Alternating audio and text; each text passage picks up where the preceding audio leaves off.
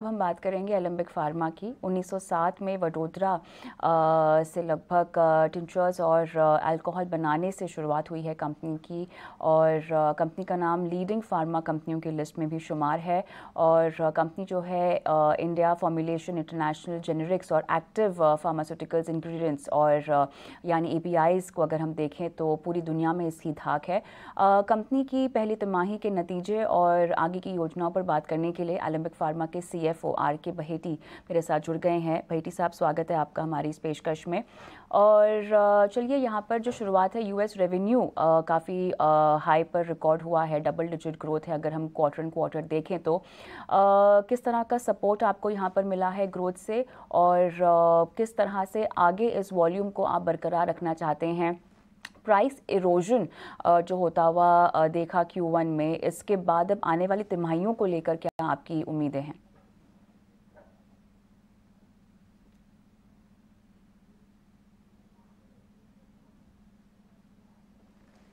Alembic pharmaceutical को आपके prestigious channel पे लाने के लिए बहुत धन्यवाद।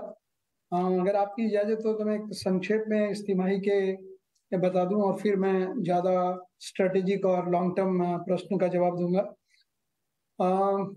इस तिमाही में हमारी रेवेन्यू, टोटल रेवेन्यू 18% से बढ़ी है और 1486 करोड़ की, जो कि हमारे इंडस्ट्री के हिसाब से इस बार काफ़ी अच्छी परफॉर्मेंस रही है। और खास बात है कि हमारे सभी बिजनेस वर्टिकल्स ने अच्छा किया है। हमारे डोमेस्टिक बिजनेस 9% बढ़ा है, 9%, US business 6%, x US generic formulations 46% और API 31%। ये हमारी ग्रोथ रही है।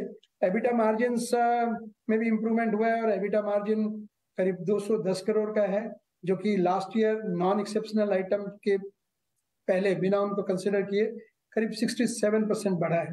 लास्ट ईयर की because of exceptional item profit काफी कम था, रेदर लॉस था।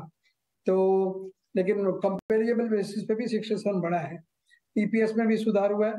तो कंपनी ने हर फ्रंट पे अच्छा किया है। Coming back to the US market questions, US market में देखिए अभी भी प्राइस इरोशन का प्रेशर है। कुछ प्रेशर कम हुआ आप कह सकते हैं, लेकिन प्राइस इरोशन है, कंपटीशन काफी है। लेकिन हमको फायदा हुआ है कि हमने कई नए प्रोडक्ट्स इंट्रोड्यूस किए हैं और वो अब धीरे धीरे मार्केट शेयर गेन कर रहे हैं। तो आपको मालूम ही है कि हमारी जो 3-4 नए मैन्युफैक्चरिंग फैसिलिटी थी, उनको अब US FDA का सबका अप्रूवल आ गया है, प्रोडक्ट अप्रूवल चालू हो गई है, वहां से हमने प्रोडक्ट लॉन्चेस चालू कर दी हैं। तो ये आने वाले समय काफी एक्साइटिंग रहेगा, of course subject to the market being stable. आपका जो पूरा बिजनेस है वो भारत से सबसे ज़्यादा आपके लिए आपको मौके मिलते हैं, तो यहाँ पर ग्रोथ ट्रिगर्स मौजूदा समय में कैसे हैं और आने वाली तिमाहियाँ आप कैसे देखते हैं?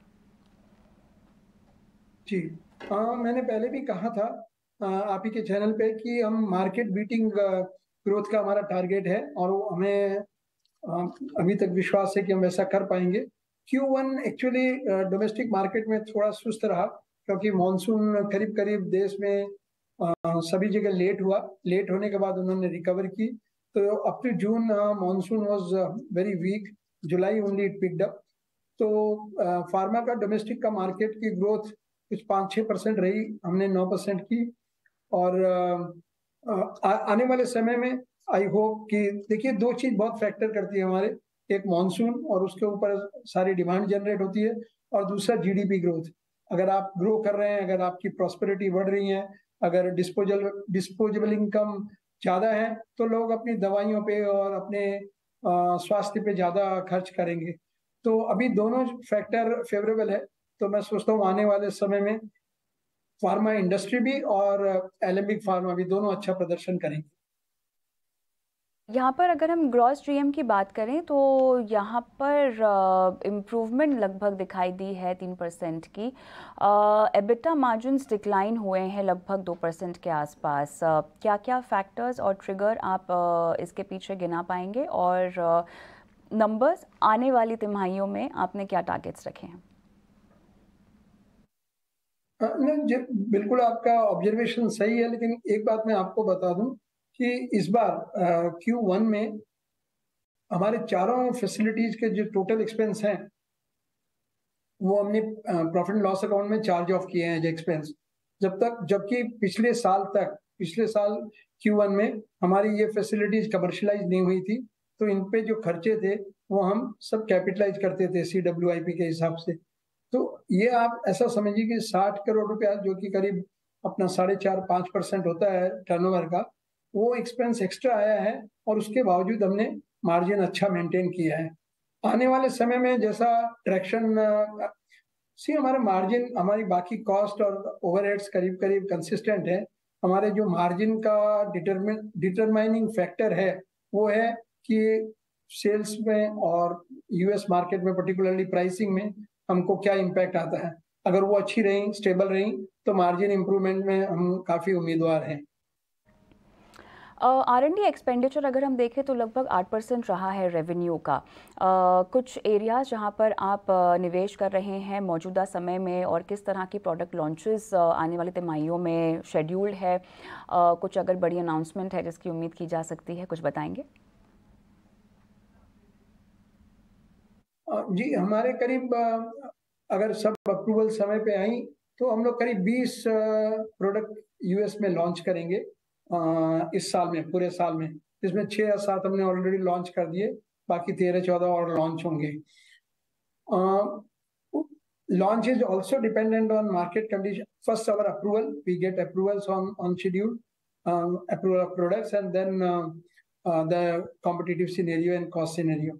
लेकिन ये सभी में इंजेक्टेबल ऑन्को प्रोडक्ट्स, मतलब कैंसर की दवाइयाँ और ऑप्थल, इनमें सभी नए प्रोडक्ट्स हम इंट्रोड्यूस करेंगे US मार्केट में, जिनसे हमको काफ़ी उम्मीदें हैं। चलिए, शुक्रिया, आपने समय निकाला बहेटी साहब और इतने विस्तार से कंपनी की तमाम योजनाओं पर हमसे बात की। ऑलराइट, निमेश हमारे एक्सपर्ट हमारे साथ क्या अभी भी जुड़े हुए हैं? निमेश, देखिए कविता, जिस तरह से कंपनी ने टर्न अराउंड किया है और एक अच्छा ग्रोथ दिया है, डेफिनेटली APL सेगमेंट जो है पूरे, अगर फार्मा कंपनी जितने भी रिजल्ट डिक्लेयर किए, सभी मैनेजमेंट की एक ही कमेंट्री है कि API बिजनेस के अंदर जो है वो हम लोग एक अच्छा ग्रोथ देख रहे हैं। मुझे लग रहा है अगर आप देखो 10 अप्रैल को APL एलेंबिक फार्मास्यूटिकल का जो प्राइस था वो अराउंड 460 के आसपास था, अभी 800 के आसपास है। तो जो भी टर्न अराउंड आने वाला था ऑलरेडी प्राइस के अंदर फैक्टर हो चुका है। मुझे लग रहा है यहाँ से एटलीस्ट स्ट्रेस बाय नहीं बनता है स्टॉक के अंदर, यहाँ पे और भी 5% की अपसाइड है, 830 850 के आसपास स्टॉक जा सकता है। तो मुझे लग रहा है कि कहीं ना कहीं एक लॉन्ग टर्म इन्वेस्टर को फ्रेश एंट्री लेने में थोड़ी वेट करनी चाहिए, और कहीं ना कहीं डीप अगर 700 के आसपास आता है तो वहां पर फ्रेश एंट्री लेने की सलाह है। मुझे लग रहा है कि ये सेगमेंट के अंदर लोरस लेक जो है वो काफी एक टर्न अराउंड स्टोरी बन सकती है, और ये लेवल से काफी अच्छा दिख रहा है। तो मुझे लग रहा है कि एलेंबिक फार्मा ऑलरेडी जो पॉजिटिव न्यूज है वो फैक्टर इन हो चुके हैं, इसलिए मैं ये क्वार्टर के अंदर ये रिजल्ट के बाद फ्रेश बाइंग करने की एडवाइस नहीं दे रहा हूँ। ऑलराइट, चलिए, बहुत बहुत धन्यवाद आपका, आपने समय निकाला और दर्शकों का आज के शो में मार्गदर्शन किया। कॉर्पोरेट कनेक्शन में इतना ही। मुझे